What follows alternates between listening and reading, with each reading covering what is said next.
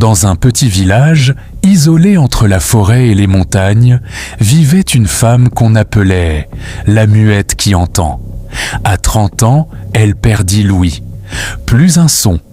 Le monde devint silence. Mais c'est là que les morts ont commencé à lui parler. La nuit, dans ses rêves, elle entendait des voix, des phrases sans fin, des noms oubliés, des secrets qu'on pensait enterrés. Le matin, elle écrivait ce qu'elle avait entendu, et les habitants commençaient à trembler.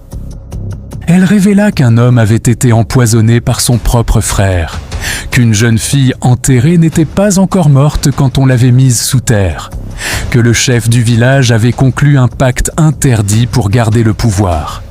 Chaque parole déclenchait une tempête, et chaque nuit, de nouvelles voix venaient frapper à son esprit. Était-elle une élue ? Une sorcière ? Une folle ? Les anciens la respectaient, les jeunes la fuyaient. Mais un jour, elle dit quelque chose qu'elle n'aurait jamais dû dire. Elle annonça le prochain à mourir. Et il mourut vraiment. Alors, ils vinrent pour la faire taire. On dit qu'elle a disparu cette nuit-là, qu'elle s'est enfoncée dans la forêt, guidée par les murmures. Depuis, chaque fois qu'un secret est trop lourd, une voix se fait entendre dans les rêves des coupables. C'est elle. Elle entend toujours, mais plus personne ne peut l'arrêter. Depuis cette nuit, plus personne ne l'a revue. Aucun cri, aucun corps, aucune trace. Certains disent qu'elle est morte dans les bois. D'autres jurent avoir vu son ombre errer entre les arbres, chuchotant aux feuilles. Une rumeur est née.